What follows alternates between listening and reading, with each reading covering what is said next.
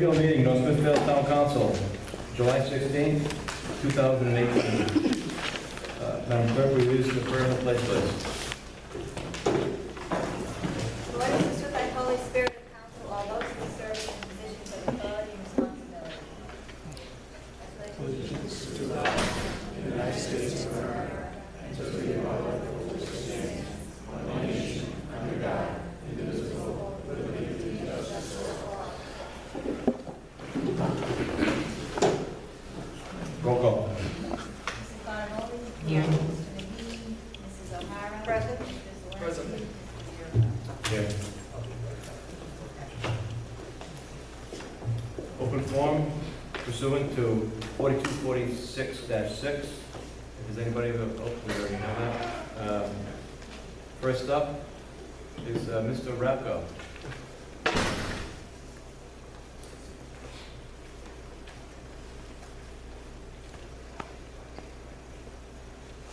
Michael Rapko. Good.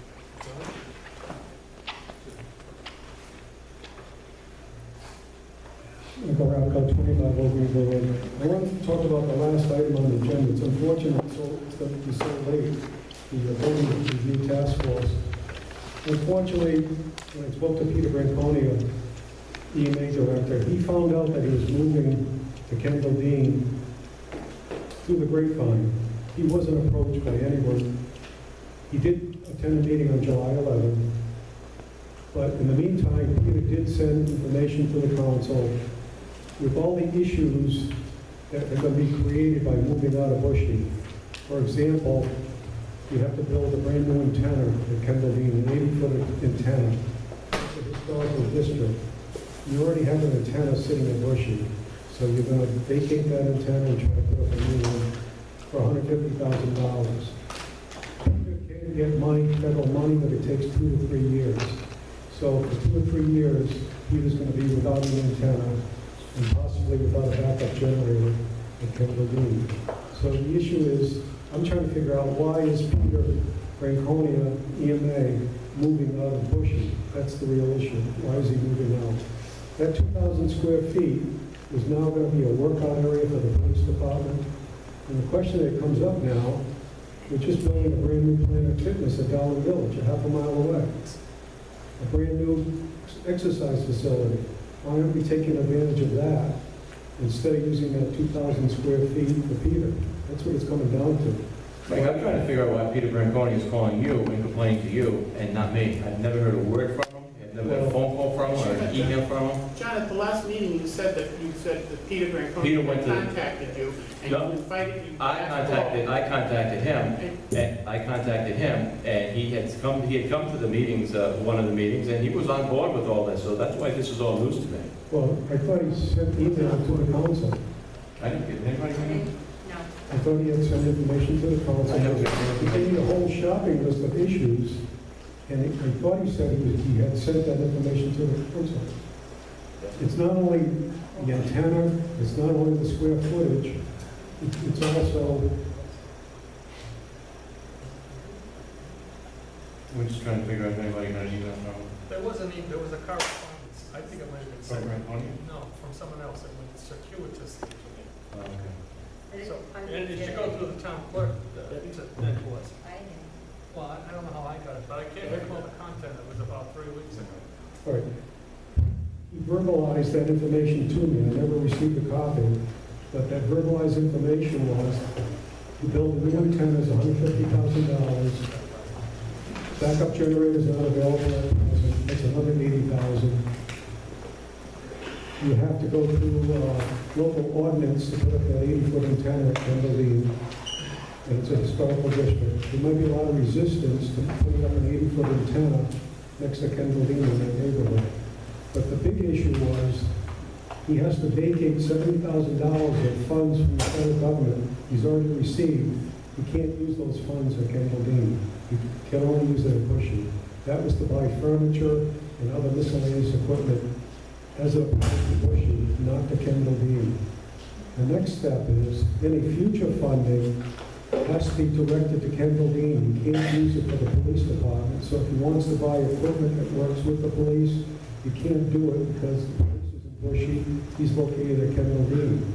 So there's a multitude of issues. What I'm trying to figure out is, why are we using that 2,000 square feet of space at Bushy for a workout area when we have a brand new Planet Fitness coming up at Downey Beach? Why can't we just leave EMA alone at Bushy and just renovate whatever's necessary to keep EMA at that location? You have the antenna, and also if the police department needs a new emergency generator, Peter did say that that generator is not going to last forever. He could get a new generator if he's physically located at Bushy, but if you lose the Kendall Dean, there's no way you're going to get a police department generator. So I don't know how to pursue this further, whether the council should have a discussion with Peter Franconi. I don't know what the solution is, but talking to Peter, I think there's just too many things against moving EMA to Kendall Dean. You know, that's one issue. The other issue compounded is, I don't know, even know who's moving into Kendall Dean. Are there going to be other departments not moving into Kendall Dean from the school department besides the superintendent? What are we going to do with the business office? Is that going to stay at Andrews, or is that moving over to Kendall Dean? I don't know. I guess we don't have a list of who's going where. Who's staying at Bushy? Who's going to go to Kendall Dean? There's no punch card list to say who's who and where they're going. But it's something to, I hate to rush through. It's unfortunate. It's the last item on the agenda. It's the last item. It's going to be late in your agenda. And I can assure you, I'm not going to rush through it. First of all, I think Peter belongs where he is. I did speak to him, and I said it's imperative that he comes to voice his needs, etc. But, you know, I go way back. He is not an expert. It is very hard for him to be a proponent on anything. His personality. Any funds that are being used at the police department, we're saving big time. I don't think that his group belongs with accounting and everything else. I think it should stay. At first, we didn't even think about it, and I think Paul and I discussed, well, they're going to have 2 more rooms. There will be room for Peter there. And then, through the grapevine, they said, well, they're taking the entire building. I don't see the necessity for that to be done. They're getting an additional room. They were taking over the room that was being shared with Peter. So personally, I would like to see it stay there. And I wasn't sure, but I believe that his program is mandated for every city in town. Is it not? Right? Is it mandated? State, federal? Yep, okay. So that's mandated right there. So at this point, I would like to know who's going where, what, and when, because you hear this office is going here, and then it's not going there, and it'd be nice if we could go over where everyone's being placed, and if there's an agreement with that. Because I'm not in favor of moving Peter. Everyone has a right to their vote, and so do I. I think he belongs at the police station, and there is room now that the officers are leaving. If anyone, you know, doesn't think my way, I'd like to know, but I wasn't. And I told you that from the beginning. And I told other people that. So I don't know if the solution is that 2 council members would have to meet with Peter, or I'm just giving you the third-hand information. I don't have a piece of paper that documents what I just said. It's all verbalized. So somebody should be talking to Peter from the council. Peter has to come here. Right. And He has to come here to represent. present what you want. And for the record, Councilman Zelinski did show me, apparently, I did receive an email, whether I don't recall it. Yeah, but it was forwarded for, it got forwarded to a bunch of people. Oh, okay. Yeah, so you're not, and if I believe, Mr. President, you might have been changing your email address right around that time, so I don't know if you got it or not. I don't know. Thank you. Mr. President, I don't like to jump into these conversations, but we're into third-hand information that is inaccurate. We have met with Mr. Branconi. He is supportive of the circumstances moving to Kendall. And in fact has met with just recently met with the task force. Are there continuing discussions about exactly how it's all to be done? Yes. But to characterize it as a objection to the move or whatever is, in my view, completely erroneous. As to Planet Fitness, we have gone through that as a consideration. It is not an option. As to the use of the space,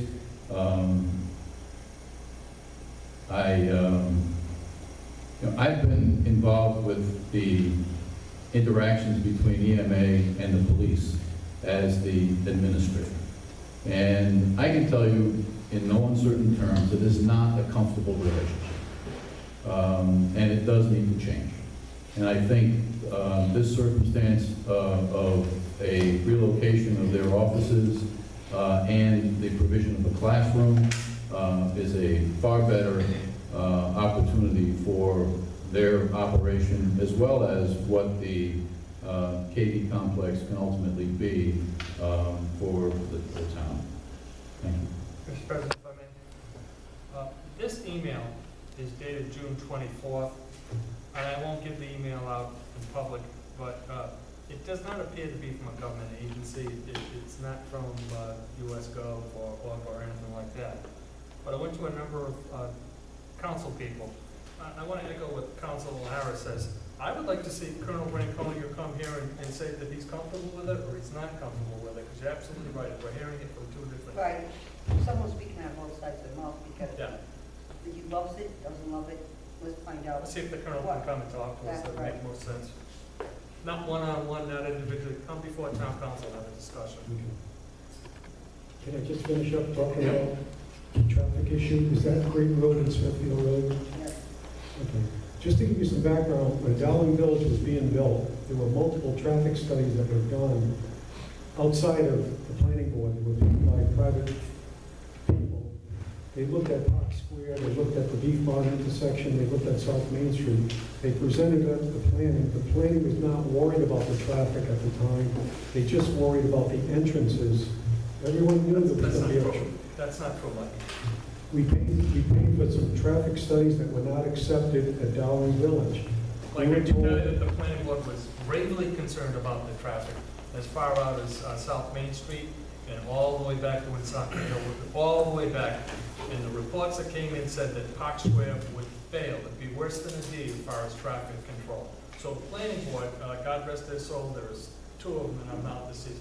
They were adamant about getting those answers, and they actually grilled the proponents of Dowling Village about the traffic. So please don't say that the planning board didn't care, because they did. I sat on that board and I observed those gentlemen doing Yeah, it. but outside groups presented those traffic And they would say the studies. same thing, that the traffic would have failed, but would have got worse over there. We were told 1,000 feet from the entrance, that's all they have to worry about. State by state law, you're 1,000 feet from the entrance, that's Like they it. took it out to South Main Street. Okay, but that's not the impression I had. Right. Okay. Okay. All right, that's it, thank you. Thank you. Mary Callahan Samini. Thank you. No problem. There's another gentleman who would like to speak with That's this issue. So Okay. if he could sign off. You didn't have to sign it, we'll let him know. Good evening. My name is Mary Callahan Samini, and as many of you know, I have resided at 171 Great Road, better known as the Captain Landers House, built in 1825 for 31 years. I've addressed the town council in the fall on related issues and have addressed my concerns with Gary Zofsky. I have addressed zoning issues with Kerry Anderson and Mr. Mark Antonio, who is an additional property owner on Great Road. The telephone poles directly on either side of my house were struck in February of 2018, and one of them had previously been struck in a hit-and-run accident in the fall. I am here to speak as a safety advocate who recently met with Mrs. O'Hara and others about our concerns. I volunteered to distribute flyers to all residents and business owners from Park Square to Greenwich Village. To that end, the business community, the faith community of Our Savior's Parish, and each resident with whom I spoke voiced the same concerns, and we are all well aware that Great Road, Route 146A, is a state road. We feel that the speed limit should be decreased from 35 miles per hour to 25 miles per hour, where it had previously been for many, many years, and it should be strictly enforced. We feel that the overhead lights on poles owned by National Grid should be restored to provide safety and visibility in poorly lit areas of the highway. We feel that sidewalks should be constructed so that residents and others can safely navigate through town. We feel that trucks exceeding the weight limit should not be allowed to pass over the bridge, which will be under construction soon. We feel that either the town Department of Public Works or the State Department of Transportation should remove tree branches and brush that obstruct signs, such as stop signs. Lastly, as I walked this entire area from Park Square to Branch Village, I became aware that zoning violations abound in this densely zoned, heavily trafficked, and accident-prone area. I request that the zoning inspector and the zoning board of review conduct an assessment of ordinance violation issues that pertain to resident safety, and I would be happy to volunteer my time to this effort. Thank you. Thank you. Thank you very much.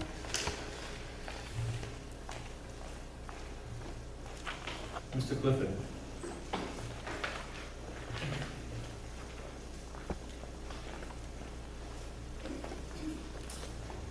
I wanted to speak also about the MBRTF's recommendation that you're going to be voting on later this evening.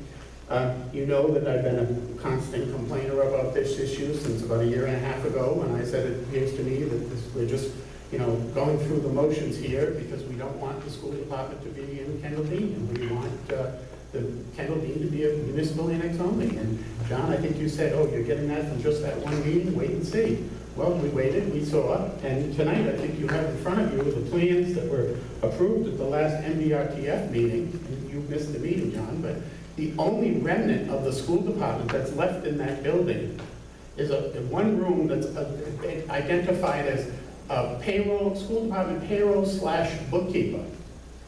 In the plans that you had before you, when you authorized Mr. Sakosha to develop the bid specs, you had superintendent, assistant superintendent, the secretary, other personnel from the school department in those plans that you authorized the RFP, Mr. Sakosha to be hired to do the bid spec documents, the written documents.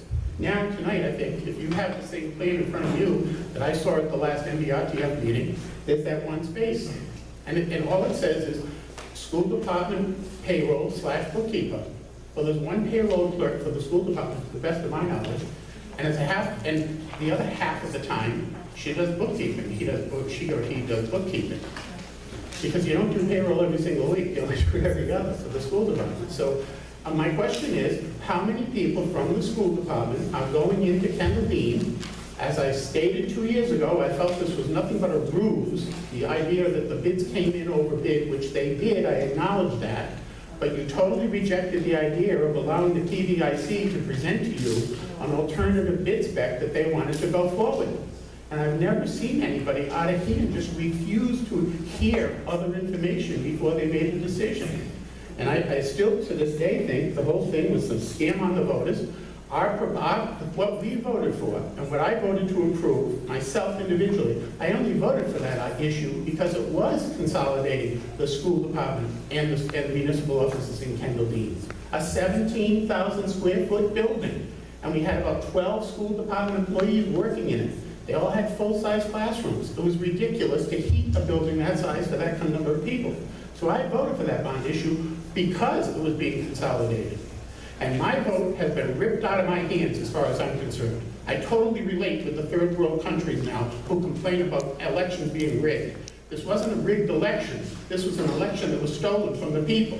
Anybody who voted for that bond issue knew damn well, that the school department and Bushy were going in, and the municipal officers were going in that building, and that the basement floor was being used. It was on every diagram that there was. It was on the flyers that went out. It was on the advertisements. It was at the public hearings. The slide projection showed it all. And now we have Look just to me, one person going there.